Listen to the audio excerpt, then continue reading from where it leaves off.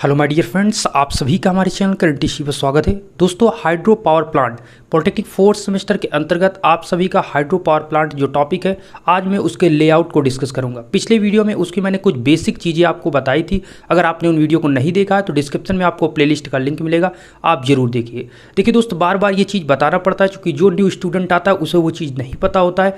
तो आपको ये भी बता दूँ कि thermal power plant, nuclear power plant, ये ऑलरेडी आपको वीडियो प्रोवाइड किया जा चुका है। अब तक थर्मल पावर प्लांट कहने का मतलब टोटल पावर प्लांट इंजीनियरिंग के अंतर्गत आपको टोटल 10 वीडियो अपलोड कर दिए गए हैं। तो आप उन सभी को देखिए, बेसिक से चीज़ें बताई गई हैं और पूरे एडवांस लेवल की क्वेश्चन आपको बता जाएंगे।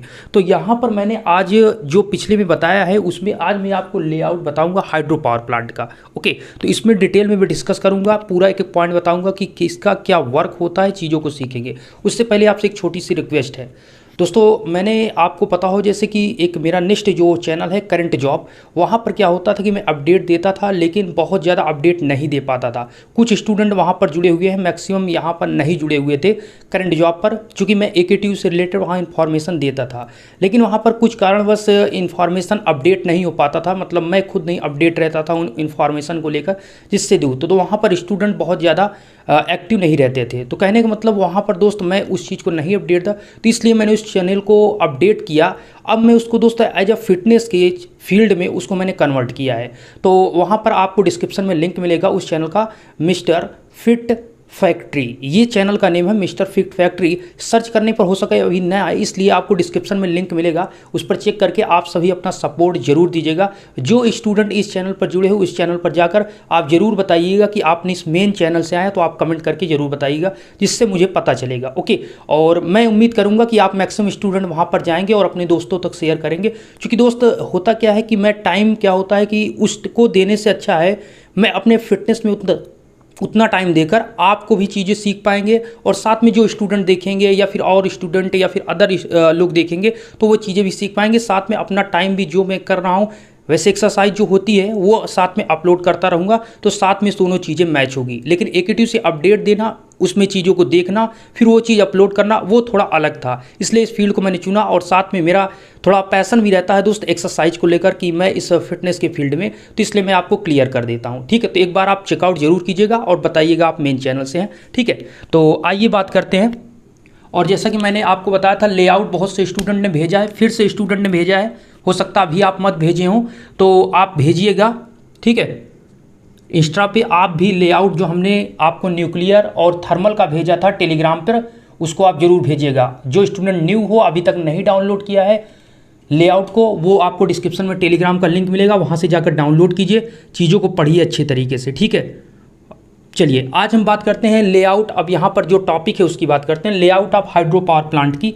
तो यहाँ पर क्या है दोस्त, layout of hydro power plant की बात करें तो हमने पिछले वीडियो में बताया इसमें फ्यूल के रूप में वाटर का यूज करते हैं। जैसे कि आप थर्मल पावर प्लांट में फ्यूल के रूप में किसका यूज करते हैं, कोल का। कौन से कोल का, जिसे आप स्टीम कोल कहते हैं। तो कोल में कौन सा कोल होता है, हम बार बार आपको क्यों बताते हैं, चूंकि आपको याद हो जाए, ये इंपॉर्टेंट क्वेश्चन है कि कोल कितने टाइप के होते हैं, anthracite, bituminous, anthracite, bituminous, lignite, पीट, 4 टाइप के आपके कोल होते हैं। इसमें क्या सब बेस्ट कोयला कौन सा होता है, सबसे बेस्ट कोयला आपका एंथ्रासाइट होता है, फिर बिटुमिनस, फिर लिग्नाइट, पीट। सबसे मतलब कह सकते हैं बेकार जो कोयला है इन चारों में आपका कौन सा होता है, पीट होता है, लेकिन बेस्ट एंथ्रासाइट। लेकिन यूज कौन सा होता है, यूज आपका होता है कौन सा, बिटुमिनस। बिटुमिनस में कौन, नॉन केकिंग कोल। चूंकि जो केकिंग कोल होता है वो स्टील फार्मेशन में यूज होता है, और जो नॉन केकिंग कोल बिटुमिनस के अंतर्गत आता है वो आपका पावर जनरेशन में काम आता है। पावर जनरेशन या केमिकल जनरेशन, या फिर आप कह सकते हैं केमिकल के बनाने में, या फिर फर्टिलाइजर जो खाद बनाने में, इन सभी में नॉन केकिंग का यूज किया जाता है। लेकिन स्टील फार्मेशन में केकिंग का, थर्मल पावर प्लांट की मैं बात कर रहा हूँ। ओके, उसमें फ्यूल जो होता है। लेकिन अगर हम बात करें यहीं पर हाइड्रो में, तो इसमें क्या होता है, वाटर, सिंपल वाटर आपका यूज होता है। जो हम वाटर पीते हैं वो वाटर की हम बात कर रहे हैं, और इसमें कुछ भी नहीं होता। और कुछ पॉइंट हम डिस्कस करेंगे। और यहाँ पर जैसे कि न्यूक्लियर पावर प्लांट की बात करें तो न्यूक्लियर पावर प्लांट में क्या हमने बताया, तो उसमें एज ए यूरेनियम जो होता है फ्यूल के रूप में यूज किया जाता है। और भी चीज़ें हैं जो यूरेनियम के अलावा यूज की जाती हैं, लेकिन यूरेनियम आपका बेस्ट होता है एज अ फ्यूल उसमें न्यूक्लियर पावर प्लांट के अंतर्गत। उसमें ये भी हमने आपको बताया था कि ये नाभिकीय विखंडन के अंतर्गत वर्क करता है। बहुत डिटेल में चीज़ें सिखाई, अगर आपने नहीं देखा तो आप देखिए, आप पूरा चीज़ें सीख जाएंगे। मैं उम्मीद करूँगा जितना मैंने आपको पूरी मतलब ईमानदारी के साथ सिखाने की कोशिश की है, आप पूरा सीख जाएंगे। ओके, हम यहाँ पर फ्यूल की बात कर रहे हैं तो इसमें वाटर फ्यूल यूज होता है। बात बहुत ज़्यादा हो गई दोस्त, अब यहाँ पर समझ लेते हैं इस चीज़ को हो क्या रहा है। तो लेआउट जो है आपका हाइड्रो पावर प्लांट का, इसमें क्या क्या उपकरण लगे हुए हैं समझिए। सबसे पहले यहाँ पर आप ध्यान से देखिएगा, मैं यहाँ पर आपको मेंशन करता हूँ, ठीक है। इसमें दोस्त ये सेट करना नहीं हो पा रहा है इसलिए इसको पकड़ा गया है, ठीक है। आप इस पर ध्यान नहीं दीजिए, आप यहाँ पर समझिएगा, हो सकता है कुछ स्टूडेंट का ध्यान यहाँ पर हो। तो यहाँ पर मैं आपको लेआउट पहले समझाता हूँ, समझिए। यहाँ पर दोस्त जो है आपका पहले क्या है कि आपके टरबाइन में आपका वाटर आना है और टरबाइन के वाटर आने से आपकी टरबाइन घूमेगी और टरबाइन से लगा हुआ है अल्टरनेटर और इलेक्ट्रिसिटी बन जाएगी। ये तो सही है, लेकिन आ कैसे रहा है? तो सबसे पहले आपका पॉइंट जो होता है यहाँ पर है कैचमेंट एरिया। हो सकता है आपको क्लियर ना दिखे, अभी आप समझिए, ये कैचमेंट के एरिया या एरिया लिखा हुआ है। कैचमेंट एरिया में होता क्या है, जैसे कि नदी हो गया, ठीक है, जलाशय हो गया, मतलब जहाँ से वर्षा के द्वारा या फिर कहीं से पानी आपका इकट्ठा होता है उसे कहते हैं कैचमेंट एरिया। पानी कहीं से आकर, वर्षा का पानी, नदी का पानी आकर इकट्ठा हुआ, उसे कहते हैं कैचमेंट एरिया। उस कैचमेंट एरिया से जब हम वाटर को लाते हैं तो जहाँ पर इकट्ठा करते हैं उसे कहते हैं रिजर्वायर। क्या कहते हैं? रिजर्वायर, या आप कह सकते हैं इसे जलाशय। क्या कह सकते हैं? जलाशय। तो यहाँ पर जब इकट्ठा होता है, ये कैसे रुकता कैसे है? तो इसके लिए हम बनाते हैं डैम। सबसे इंपॉर्टेंट है डैम। तो यहाँ पर क्या है दोस्त, ये आप जो देख रहे हैं, ये हाइट ये आप देख रहे हैं, यहाँ पर मैंने लिखा है जो डैम, ये आप जो देख रहे हैं ये क्या है? डैम। ये करता क्या है कि जो पानी यहाँ से आपका आ रहा है, इसको बीच रास्ते में खड़ा हो जाता है और ये इस पानी को रोकता है और पानी को रोक के रखता है, ठीक है। कौन? डैम। आपको पता है कि डैम के टूटने से क्या क्या आपदा आ सकती है, और अभी आपको पता हो जैसे कि उत्तराखंड में डैम ही टूटा था। और डैम कितना इंपॉर्टेंट होता है, क्यों? क्योंकि डैम के पीछे ही पूरा वाटर को स्टोर किया जाता है और आपका 1-2 बाल्टी या 4 बाल्टी या 2-4-5 लीटर ऐसा पानी नहीं है, आपको भी पता है बहुत बड़ी मात्रा में ये पानी आपका होता है। ओके, तो यहाँ पर क्या है, रिजर्वायर में आपका यहाँ कैचमेंट एरिया से हम वाटर को यहाँ पर स्टोर करते हैं। कहाँ पर? रिजर्वायर में। रिजर्वायर के जस्ट आगे आपका लगा होता है डैम। डैम का कार्य क्या है? आपसे कोई पूछता है डैम क्या करता है, तो डैम सिंपली ये करता है, डैम यहाँ पर वाटर को स्टोर करने में क्या करता है? सहायता प्रदान करता है। या फिर आप ये कह सकते हैं कि इसको क्या करता है दोस्त, डैम पानी को रोकने में सहायता करता है। यही आप समझिए, यहाँ पर पानी को रोक के रखता है, डैम की सहायता से पानी को रोका जाता है। अब यहाँ पर डैम के बाद यहाँ पर आगे जब पढ़ते हैं तो हम ऐसे पानी इसको एक साथ जितना आ रहा है वैसे नहीं भेज सकते हैं। देखिए, आपको पता है जैसे आपने अविरतता का सिद्धांत पढ़ा होगा, आपने अविरतता का सिद्धांत पढ़ा होगा, कंटिन्यूटी जो प्रिंसिपल था, उसमें आपने एक फार्मूला पढ़ा था, AV बराबर कॉन्स्टेंट। AV बराबर कांस्टेंट, मतलब यहाँ पर AV का मतलब ए क्या है आपका, जैसे कि आपकी पाइप है, जैसे कि आप घर पर देखते हैं कि जो आपका 1 इंच का अगर पाइप ले तो उसमें क्या होता है कि पानी आपका आता है तो उसको हम जैसे ही आगे दाब देते हैं, हल्का सा जैसे ही प्रेस करते हैं तो पानी क्या हो जाता है, तेजी के साथ निकलने लगता है, और छोड़ते हैं तो फिर आराम से निकल, मतलब हो क्या रहा है, फोर्स बढ़ जा रहा है। तो वहाँ पर होता क्या, आवर्तक सिद्धांत ये होता है, मतलब जैसे कि आपका ये पाइप है, ये आपका पाइप है और इसका क्रॉस सेक्शन एरिया A है और इसमें जो पानी फ्लो हो रहा है वो आपका क्या है, V है। तो वहाँ पर क्या है कि A1 V1 जो आपका होता है, कहने का मतलब AV जो होता है, जब पानी आपका निकलता है अगर उसके एरिया को, अगर मतलब ये क्या होता है, ये कांस्टेंट है, ये क्या है, AV कांस्टेंट है, मतलब एक को आप बढ़ाएंगे तो दूसरा घट जाएगा, तभी तो कांस्टेंट बना रहेगा। तो अगर उस पाइप का एरिया आप कम कर देते हैं तो पानी का फ्लो जो होता है उसमें क्या हो जाता है, स्पीड बढ़ जाता है, ठीक है। अगर आप पानी को फ्लो को मतलब उसके क्रॉस सेक्शन एरिया जो आप दबा रहे उसको छोड़ देते हैं तो उसकी स्पीड क्या हो जाती है, कम हो जाती है, वेलोसिटी क्या हो जाती है, कम हो जाती है। तो कहने का मतलब यहाँ पर ये क्या है कि अगर हम डायरेक्ट ये सोचे टरबाइन में ऐसे भेज देंगे तो ऐसा नहीं है, हम इससे क्या करते हैं कि एक पाइप के माध्यम से भेजना चाहते हैं। तो वो पाइप कौन सा है, ये पाइप कौन सा है, पहले इसको हटा देते हैं। ये पाइप कौन सा है दोस्त, यहाँ पर देखिए, ये पाइप क्या है कि इसको कहते हैं पेन स्टोक। यहाँ से पेन स्टोक कहाँ पर लगा हुआ, पेन स्टोक आपके रिजर्वायर में कनेक्ट है। रिजर्वायर से पेन स्टोक क्या करता है, अब पेन स्टोक का वर्क क्या है, पेन स्टोक रिजर्वायर से वाटर को लेकर टरबाइन में भेजता है, टरबाइन में भेजता है। पेन स्टोक का काम क्या है, आपको क्या बताना है, पेन स्टोक वाटर को रिजर्वायर से लेकर टरबाइन में भेजता है, ये है पेन स्टोक का कार्य। अब पेन स्टोक यहाँ पर जो है ये किसका बना होता है, तो ये आपका या तो आपका स्टील का बना होगा, या तो आपका स्टील का बना होता है, या तो आरसीसी का भी बना होता है। मतलब आपका या आरसीसी का बना होगा या तो स्टील का। ये पाइप जो आप देख रहे हैं, ये पेन स्टोक, ये पाइप पूरी जो देख रहे हैं यहाँ से, ये आपका पेन स्टोक स्टील का बना होगा या फिर आपका किसका, आरसीसी का बना होगा। घबराइएगा नहीं, मैं एक एक पॉइंट इसका, जैसे मैंने थर्मल का न्यूक्लियर का आपको लिखाया था, वैसे ही एक एक पॉइंट आपको डिफिनीशन लिखाऊंगा। घबराने की कोई जरूरत नहीं, समझते चलिए, ठीक है। अब यहाँ पर बात आती है, ऊपर ये लगा हुआ ये क्या है, ये है सर्ज टैंक। कुछ स्टूडेंट ने इन चीज़ को सुना होगा, ये समझे होंगे, सब जो मैक्सिमम स्टूडेंट थोड़ा इसके बारे में जानकारी होगी, बस थोड़ा सुनिए ध्यान से। ये पानी जो आ रहा है ये पेन स्टोक लगा हुआ है। पेन स्टोक करता क्या है कि रिजर्वायर से होते हुए जो पानी आ रहा है ये जो आपका ये टरबाइन है इसमें भेजता है। तो टरबाइन में भेज रहा है, अच्छी बात है। यहाँ पर सर्ज टैंक कर रहा है। और दूसरा पीच यहाँ पर आपको स्पिलवे, ये क्या है, तो मैं आपको बताना चाहूँगा, यहाँ पर अप स्ट्रीम जो आपका डैम है, जैसे कि ये दीवार है, तो दीवार के उस पार में, अगर ये बीच में जैसे मेरा ये हैंड दीवार है, तो दीवार के उस पार को कहते हैं अप स्ट्रीम और इस पार को डाउन स्ट्रीम। इसका मतलब क्या हुआ, अप स्ट्रीम का मतलब जिधर आपने पानी को रोक के रखा है वो अप स्ट्रीम है, और जैसे ही पानी के डैम के इस पार आएंगे तो इसे कहते हैं डाउन स्ट्रीम। अर्थात इस ओर जो पार है, इधर आपकी नदी होगा या कुछ कोई बड़ा एरिया होगा जहां पर आप पानी अगर आपका एक्स्ट्रा होता है तो वहां पर आप भेज सकते हैं, इसे कहते हैं डाउन स्ट्रीम। कहने का मतलब सिंपल आप समझिए, एक दीवार खड़ी है, दीवार के पीछे ढाल है, तो ढाल वही आपका डाउन स्ट्रीम है, और ये आपका अप स्ट्रीम है जिधर पानी आपने रोक के रखा है। अच्छा, स्पिलवे कर क्या रहा है, स्पिलवे ये काम कर रहा है यहाँ पर दोस्त, स्पिलवे ये आपका काम कर रहा है कि अगर आपका जो डैम है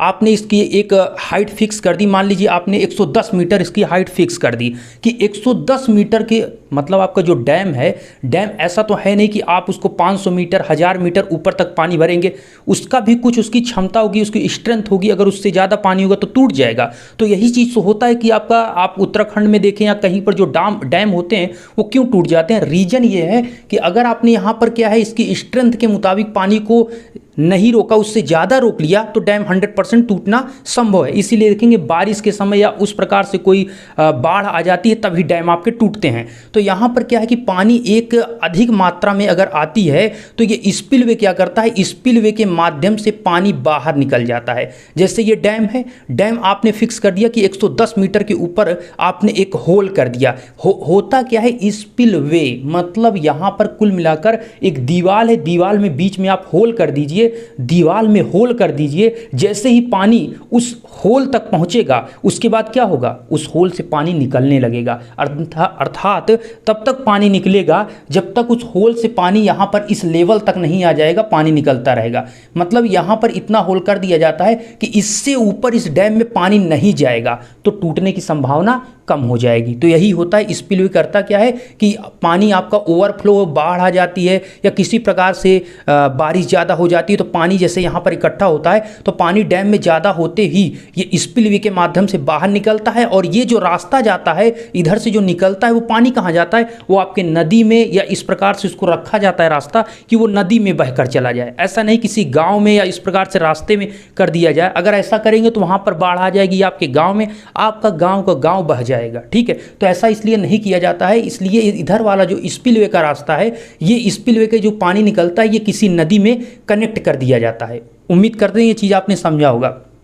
स्पिलवे आपसे पूछे क्या कर रहा है, कोई क्वेश्चन पूछे तो स्पिलवे कुल मिलाकर ओवरफ्लो को खत्म करता है, मतलब ओवरफ्लो वाटर को क्या करता है, ये बाहर निकालता है। जैसे ही ओवरफ्लो होगा ये तुरंत पानी जैसे ही ज़्यादा होगा ये तुरंत क्या करेगा, पानी को बाहर नदी की ओर भेज देगा। ओके, और ये डैम आपका यहीं तक भर पाएगा, इससे ज़्यादा नहीं भर पाएगा, जिससे आपकी डैम के स्ट्रेंथ के मुताबिक पानी भरेगा, उससे ज़्यादा नहीं भरेगा और डैम आपका बचा रहेगा। उम्मीद करता हूँ ये आपने समझा होगा। अब देखिए यहाँ पर डैम भी आपको पता हो कि डैम भी अलग अलग प्रकार के होते हैं, चीज़ें डिस्कस करेंगे, घबराइएगा नहीं। यहाँ पर वाटर है, वाटर यहाँ से आया, आपने समझ लिया up stream down stream. Up stream dam के उस पार जिधर पानी भरा है वो अप स्ट्रीम है, डैम के इस पार जिधर पानी निकल जाता है वो आपका डाउन स्ट्रीम है। स्पिलवे पानी को निकालता है, उम्मीद करते हैं समझ में आया होगा।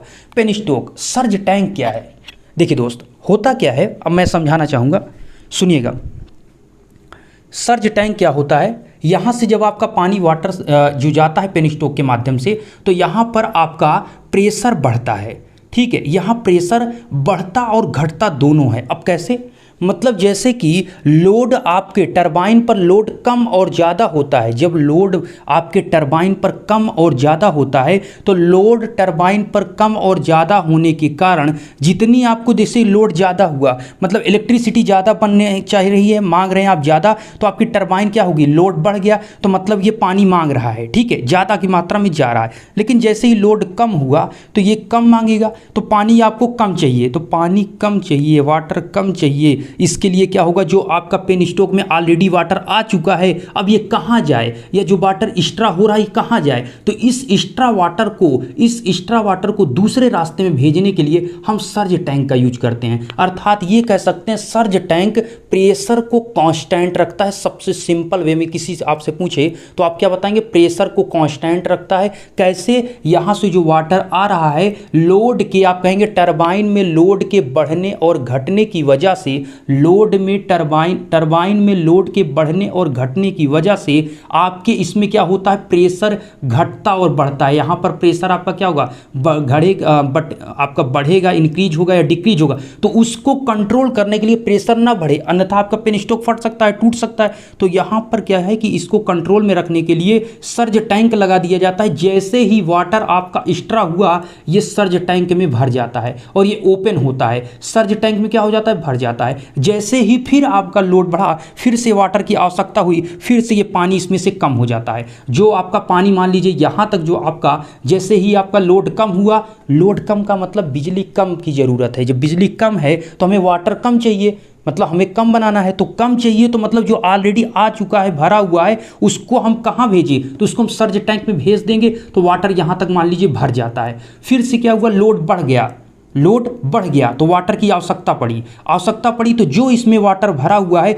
ये भी आपका इसमें चला जाएगा। तो यहाँ पर ये जाएगा तो इसमें से वाटर क्या होगा, कम होता जाएगा, इसमें से वाटर क्या होता जाएगा, कम होता जाएगा। तो यहाँ तक मान लीजिए आ गया और कम होता जाएगा तो पानी इसमें जाने लगेगा। तो कर क्या रहा है सर्ज टैंक, आपसे कोई पूछता है तो बताएंगे आप कांस्टेंट प्रेशर बनाए रखने के लिए हम सर्ज टैंक का यूज करते हैं। ये आपको सबसे इंपॉर्टेंट इसमें ये पूछ सकते हैं कि ये आपका कहाँ पर लगा होता है, तो आप बताएंगे ये पेनस्टॉक में तो लगा होता है, लेकिन आपसे पूछेंगे किसके नियर, किसके पास लगा होता है, तो आप बताएंगे टरबाइन हाउस बताइए या टरबाइन के पास लगा होता है, ना कि आप बताएंगे डैम नहीं आपको बताना है। एक होता है 4 बे, उसको भी मैं आपको बता देता हूं, थोड़ा सा आप सुन लीजिए, वो आपको मैं जब लिखाऊंगा तो आपको बताऊंगा। 4 बे आपसे कोई पूछता है, 4 बे भी क्या करता है दोस्त, एक्स्ट्रा पानी को ही अपने पास रखता है और ज़रूरत पड़ने पर वो दे देता है। यहाँ पर मैंने 4 बे को नहीं बनाया है क्योंकि उसका थोड़ा मतलब कह सकते हैं डायग्राम यहाँ पर अलग बनेगा, तो इसलिए मैं उसको नेक्स्ट वीडियो में आपको समझाऊंगा। यहाँ पर ये है, इतना समझिए कि सर्ज टैंक कर क्या रहा है कि कांस्टेंट प्रेशर को बनाए रखता है। ये कहाँ पर लगा है, किसके पास लगा है, सबसे इंपॉर्टेंट क्वेश्चन है, फिर से कह रहा हूँ ये पूछा जाता है।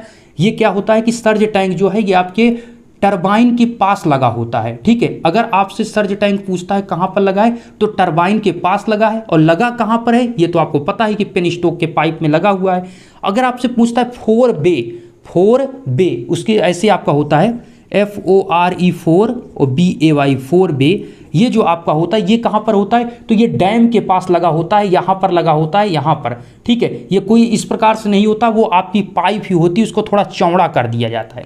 वो नेक्स्ट वीडियो में बताऊंगा, अभी आप कंफ्यूज हो जाएंगे इसलिए नहीं बता रहा हूँ। ठीक है, बस इतना भी याद रखिए कि सर्ज टैंक जो होता है वो प्रेशर को कांस्टेंट रखने के लिए, इस पाइप में पेनस्टॉक में प्रेशर को कांस्टेंट रखने के लिए हम सर्ज टैंक का यूज करते हैं। ओके, सर्ज टैंक का हम यूज करते हैं। अब यहाँ पर हो क्या रहा है, सर्ज टैंक तो लग गया, सब कुछ यहाँ पर चल रहा है। अब ये जो वाटर है ये आपके टरबाइन में जाता है, ये वाटर जो है ये आपके टरबाइन में जाता है, और जो वाटर आपके टरबाइन में जाएगा तो टरबाइन में ये जो लगी हुई हैं ये आपकी क्या है, जो यहाँ पर आपको ये टोकरियाँ टाइप दिख रही हैं, या आपको बकेट कहते हैं इसको, बकेट। ठीक है, तो इसमें क्या होता है, जैसे जैसे पानी आपके ये वाटर हाई स्पीड में टकराएगा और टकराने से क्या होगा, ये मूव करने लगा, और मूव करेगा तो इसी के शाफ्ट से, इसी टरबाइन की शाफ्ट से कौन लगा हुआ है, अल्टरनेटर। इसके पीछे अल्टरनेटर लगा हुआ है, यहाँ पर मेंशन नहीं कर रहा हूँ, लेकिन इसके पीछे आपका अल्टरनेटर लगा हुआ है।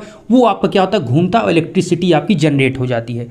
बात यहाँ पर ये है कि ये वाटर यहाँ है, ये वाटर कहाँ जाता है, तो ये वाटर आपका जब नीचे आता है तो एक पाइप के माध्यम से बाहर निकलता है। आपको अलग अलग बुक में अलग अलग हो सकता है, नेट पर अलग अलग फीवर थोड़ा देखने को मिले, लेकिन आपको ओवरव्यू इतना समझना है कि हो क्या रहा है, बस इतना समझिए। अब ये टरबाइन है तो टरबाइन से वाटर निकलेगा ही, तो हमने बता दिया कि ये आपका जो निकलता है जिस पाइप से उसे कहते हैं ड्राफ्ट ट्यूब। ये जिस ट्यूब से पानी निकलता है उसे कहते हैं ड्राफ्ट ट्यूब, और जिस रास्ते से होकर जाता है उसे कहते हैं टेल रेस। क्या आप समझ पा रहे हैं हमारे कहने का मतलब दोस्तों? जो आपका वाटर आ रहा है वो पेनस्टोक से आपके टरबाइन में इंटर कर रहा है। ओके, अब यहाँ से जब इसको मूव करा दिया तो वाटर तो यहाँ स्टीम बन नहीं रहा है कि उड़ जाएगा या स्टीम आपका खत्म हो जाए, मतलब वाटर खत्म हो जाएगा। वाटर अगर इंटर कर रहा है तो निकलेगा भी।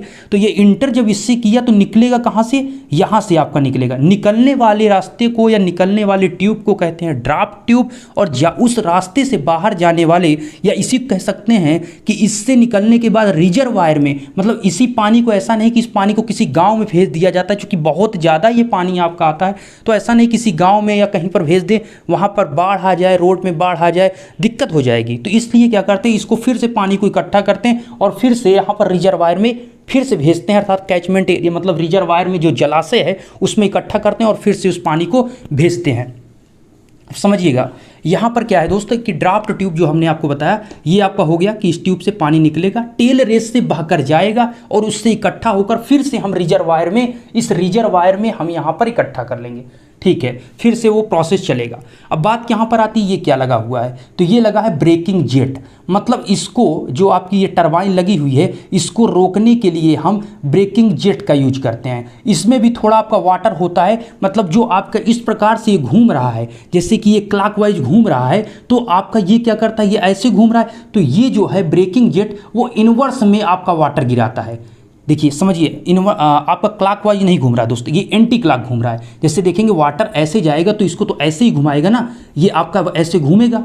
ठीक है, ये टरबाइन ऐसे घूमेगी, तो जब ऐसे घूमेगी तो इसको रोकने के लिए क्या करेंगे, इसके विपरीत हम फोर्स लगाएंगे। तो विपरीत फोर्स लगाएंगे तो अगर आपको ब्रेकिंग जेट के माध्यम से अगर टरबाइन को रोकना है या स्पीड में चल रही है इसको आपको जल्दी में रोकना है, मतलब हमने वाटर बंद कर दिया तब भी कुछ घूम रही है तो उसको रोकना है, तो हम लगाते हैं ब्रेकिंग जेट। ब्रेकिंग जेट में है क्या, इसमें भी वाटर होता है, वाटर को विपरीत डायरेक्शन में, ऐसा कुछ नहीं होता है। ठीक है, कि आप कोई इसमें ऐसा मतलब आप उससे चीज़ों को पकड़ कर रोकेंगे, ऐसा नहीं, जो है इसमें सब कुछ वाटर ही है। तो इसमें भी जैसे वाटर इधर से जा रहा है तो घूम रहा है, तो इसके विपरीत डायरेक्शन से वाटर को ऊपर से गिराया जाएगा, तो ये आपका इस डायरेक्शन में घूमेगा। दोनों एक दूसरे को फोर्स को क्या करेंगे, कट करेंगे, तो धीरे धीरे आपकी टरबाइन जो है रुक जाएगी। अब बात आती है, ये मैंने कुछ बहुत सी बातें यहाँ पर कर ली है। ठीक है, एक पॉइंट और समझते हैं, फिर आपको डिटेल में थोड़ा एक पॉइंट और बताना चाहेंगे। अभी बेसिक चीज़ समझिएगा, यहाँ पर इसको समझिए, यहाँ से यहाँ को बीच को हाँ मैंने यहाँ पर, हाँ ठीक है, इतनी चीज़ें मैंने लिख दिया है। अब यहाँ पर मैं एक चीज़ आपको बताना चाहूँगा, आप सुनिएगा ध्यान से, कुछ पॉइंट मैं आपको बता रहा हूँ। देखिए यहाँ पर मैं बात कर रहा था टरबाइन की। ओके, तो टरबाइन में, टरबाइन नहीं, हम पहले डैम की बात करते हैं। ठीक है, देखिए इसमें होता क्या है दोस्त कि अगर हम बात करें इसमें, हाँ टरबाइन की बात करते हैं। जैसे टरबाइन होता है सिंपल, जो आपके मतलब कि मेनली टरबाइन जो होती हैं, जैसे कि आपका पहला क्या है, एक आपकी कपलान टरबाइन होती है, दूसरी आपकी फ्रांसिस टरबाइन होती है, तीसरी आपकी क्या होती है, तीसरी आपकी कौन सी होती है, पेल्टन टरबाइन। तो कपलान, फ्रांसिस और क्या है आपका दोस्तों, कपलान, फ्रांसिस और तीसरा है आपका पेल्टन टरबाइन। तो यहाँ पर पॉइंट ये आता है कि इसमें कौन सी टरबाइन यूज की जाती है, तो इसमें आपकी तीनों टरबाइन यूज की जाती है। ये कैसा क्वेश्चन, कहने का मतलब इसमें आपका हेड पर डिपेंड करता है कि आप कौन सा यहाँ पर, मतलब जैसे कि आपको पता होना चाहिए। ठीक है, नेक्स्ट वीडियो में बताऊँगा उसको, लेकिन समझिए पहले आप यहाँ पर ये क्या है। अब मैं यहाँ पर आपको बताता हूँ, एक मिनट सुनिएगा, एक मिनट देखिए। यहाँ पर मैं ये कह रहा हूँ कि जो टरबाइन है ये आपकी कितनी प्रकार की होती है, ये मैंने जैसे कि आपको पहले बताया दोस्त कि वो आपकी इसमें पहला आप यहाँ पर समझ सकते हैं। पहला कौन सा है, कपलान, कपलान लिखाऊंगा, परेशान मत होइए, कपलान। दूसरा है आपका क्या, फ्रांसिस। ठीक, तीसरा आपका कौन सा है, कपलान, फ्रांसिस, और तीसरा कौन सा है, पेल्टन, पेल्टन टरबाइन। कैसे याद रखना है मैं आपको बता देता हूँ, थोड़ा ट्रिक है। ठीक है, अगर आप याद कर सकते हैं, अन्यथा और कोई ट्रिक बना पाते हैं तो बना लीजिए, कुछ खास तो मैंने नहीं बनाया है लेकिन आप समझ सकते हैं। कपलान, फ्रांसिस और पेल्टन, देखिए ये तीनों टरबाइन है, ये तीनों आपकी टरबाइन है। कप्लान, फ्रांसिस और पेल्टन। बात ये आती है दोस्त कि इसमें जो डैम है उसकी हेड क्या है, कितनी उसकी हाइट है। हेड का मतलब समझ रहे हैं ना, उसकी ऊंचाई कितनी है। तो आपके डैम जो होते मतलब हेड जो होता है वो 3 टाइप की होती है, एक लो, एक मीडियम और तीसरा क्या होता है, हाई हेड। लो हेड, मीडियम और हाई। उसमें क्या होता है, अगर हम लो हेड की बात करें, अभी मैं इसको मेंशन करता हूं, आप घबराइए नहीं, यहां पर मेंशन करता हूं। लो हेड की अगर हम बात करें दोस्त, लो हेड की अगर हम बात करें तो जो लो हेड टरबाइन होती है, लो हेड के लिए क्या होता है, 5 मीटर से 30 मीटर होता है। मैं लिखाऊंगा, घबराइएगा नहीं, आपको मैं लिखाऊंगा इसके बारे में डिटेल में, अभी समझ लीजिए। 5 मीटर से 30 मीटर होती है लो। और हाँ, अगर बात करें मीडियम की तो मीडियम कितना होता है, 30 मीटर से 300 मीटर। एक दिमाग में और आपके क्वेश्चन चल रहा हो, मैं अभी समझ रहा हूँ उस बात को, अभी मैं आपको बता रहा हूँ। लो हेड, मीडियम हेड और एक आपका क्या होता है, लो हेड, मीडियम हेड और एक आपका क्या होता है दोस्त, हाई हेड। ये कौन सा होता है, ये आपका एबो 300 मीटर होता है, ठीक है, ग्रेटर देन 300 मीटर। अब समझिए बात को, मतलब जो आपकी यहाँ पर डैम है, हम ये डिपेंड करेंगे कि यहाँ पर हम कौन सा यहाँ पर टरबाइन इसमें यूज करेंगे, या फिर इसमें हम कौन सा डिपेंड करता है कि लो हेड है या मीडियम हेड है या हाई हेड है। तो लो हेड की जो हाइट होती है आपके डैम की वो 5 मीटर से 30 मीटर होती है। मीडियम हेड की जो होती है 30 मीटर से 300 मीटर होती है। हाई हेड की 300 मीटर से ऊपर होती है। 5 से 30 बहुत सिंपल है, 5 से 30, फिर 30 से 300 और फिर 300 से ऊपर। अब कुछ बुक्स में हो सकता है आपको थोड़ा यहाँ पर डिफरेंट मिले डाटा, तो दोस्त कोई बुक्स जो लिखते हैं राइटर वो एक दूसरे का मैच ना कराने के लिए थोड़ा डाटा अप या डाउन करते हैं, ये चीज़ आपको समझना चाहिए। कोई भी अगर 2 राइटर लिख रहे हैं, बड़े बड़े राइटर हैं, वो ये लिख रहे हैं इस चीज़ को, तो वहाँ पर अगर वो जानकारी दे रहे हैं तो चाहते हैं कि ऐसा ना हो कि वो कहें कि हमारा ये कॉपी किया गया है, ठीक है। इसीलिए थोड़ा डाटा आप देखेंगे लगभग आपको साइड में कोई भी अगर दिया रहता है तो इस प्रकार का डाटा लगभग साइड में लिख देते हैं, कोई बिल्कुल फिक्स किसी को नहीं पता। तो इसलिए आपको बस इतना याद रखना है कि हो सकता है आपको बुक्स में किसी में 290 मिल जाए, 280 मिल जाए, 180 मिल जाए, तो आप कंफ्यूज हो। एक डाटा याद रखिए, 5 मीटर से 30 मीटर, 30 मीटर से 300 मीटर या 300 मीटर से ऊपर, ये आपका होता है। अब बात यहां पर आती है कि इसमें कौन टरबाइन यूज किया जाता है, ठीक है, कौन सा टरबाइन इसमें यूज किया जाता है। तो अगर यहां पर हम लो हेड है आपका, ठीक है, मीडियम हेड है और आपका क्या है, हाई हेड है, ठीक है। अगर हम बात करें दोस्त कप्लान की, फ्रांसिस की और पेल्टन की, तो पेल्टन जो होती है वो 300 मीटर के ऊपर यूज की जाती है। कितनी, 300 मीटर का ऊपर। अगर आपका जो हेड है वो 300 मीटर के ऊपर है तो पेल्टन, मैं नेक्स्ट वीडियो में लिखाऊंगा, घबराइएगा नहीं, अभी मैं आपको ओवरव्यू ऐसे दे रहा हूँ, ठीक है। पेल्टन टरबाइन का यूज किया जाता है। पेल्टन टरबाइन अगर हाई हेड है तो उसके लिए पेल्टन टरबाइन यूज करेंगे, अगर मीडियम हेड है तो आप फ्रांसिस टरबाइन यूज करेंगे, अगर आपका लो हेड है तो उसके लिए कप्लान टरबाइन यूज करेंगे। लिख लीजिएगा, लिखना हो अन्यथा मैं लिखवाऊंगा इसको, ठीक है। जब टरबाइन अभी लिखाऊंगा नेक्स्ट आने वाली वीडियो में तो मैं बताऊंगा। तो लो हेड के लिए इतना आप डाटा भी याद रखें कि जब मैं पूछूं तो बताइएगा कि 5 से 30, 30 से 300, 300 से अधिक, जितना भी पढ़ लेंगे आगे कम ही पढ़ना पड़ेगा, ये याद रहे। टरबाइन 3 टाइप की है मेनली, कप्लान, फ्रांसिस, पेल्टन, ठीक है, कप्लान, फ्रांसिस, पेल्टन, और टरबाइन है वो डिटेल से नेक्स्ट वीडियो में बताऊंगा। अभी इतना ये चीज़ आप समझिए, ठीक है। और उम्मीद करता हूँ ये चीज़ें आपने सीखा होगा। और मैंने आपको जो ये लेआउट में बताया दोस्त, ये जो इलेक्ट्रिसिटी बन रही है कैसे बन रही है, एक बार ओवरव्यू देख लेते हैं। कैचमेंट एरिया से हमने वाटर लिया, वाटर आपका रिजर्वायर में आया, रिजर्वायर में जो वाटर है हमने पेनस्टॉक के माध्यम से टरबाइन में भेजा। टरबाइन के रास्ते में लगा हुआ है सर्ज टैंक। एक पॉइंट को लेकर चलिए ना। अगर आपका पेनस्टॉक यहाँ पर लगा हुआ है तो पेनस्टॉक में क्या लगा हुआ है, पेनस्टॉक में सर्ज टैंक लगा है। सर्ज टैंक कर क्या रहा है, पेनस्टॉक में प्रेशर को कांस्टेंट बनाए रखने के लिए हम सर्ज टैंक का यूज करते हैं। जो डैम यहाँ पर लगा हुआ है, ये डैम में स्पिलवे क्या कर रहा है, तो स्पिलवे यहाँ पर वाटर की अधिक मात्रा होने पर इस स्पिलवे के माध्यम से पानी बाहर निकल जाता है और डैम की स्ट्रेंथ के मुताबिक जो आपने एक मतलब फिक्स किया है कि जैसे मान लीजिए आपने 100 मीटर फिक्स कर दिया तो इतना ही पानी भरेगा, उससे अधिक नहीं भरेगा। इससे आपके डैम बचा रहेगा और ये जो वाटर है ये बाहर निकलता है और नदी में बह जाता है, जिससे इस साइड को कहते हैं डाउन स्ट्रीम, इस साइड को कहते हैं अप स्ट्रीम। ये वाटर जब आपके टरबाइन में आता है तो टरबाइन जाती है, मूव कर जाती है। अब ये मूव करती है तो इसके मूव करने से इसी के शाफ्ट में कनेक्ट, मैंने बताया था जो टरबाइन है उसी की शाफ्ट में अल्टरनेटर कनेक्ट है और अल्टरनेटर के घूमने से इलेक्ट्रिसिटी जनरेट हो जाती है जो कि आपको चाहिए, और ट्रांसमिशन लाइन के माध्यम से फिर डिस्ट्रीब्यूट किया जाता है, फिर आपके एरिया तक लाइट आ जाती है। तो यहाँ पर जो आपका ये टरबाइन है वो आपके 3 टाइप की टरबाइन हो सकती है, या कपलान, फ्रांसिस और पेल्टन। Kaplan, Francis, Pelton. अच्छा, मैंने ट्रिक नहीं बताया। ट्रिक दोस्त ये समझ सकते हैं, बहुत बड़ी ट्रिक नहीं है, थोड़ा समझ सकते हैं। कपलान का मतलब कैप्टन समझिए, फ्रांसिस का मतलब फ्रांस समझिए, पेल्टन का मतलब प्लांट समझिए।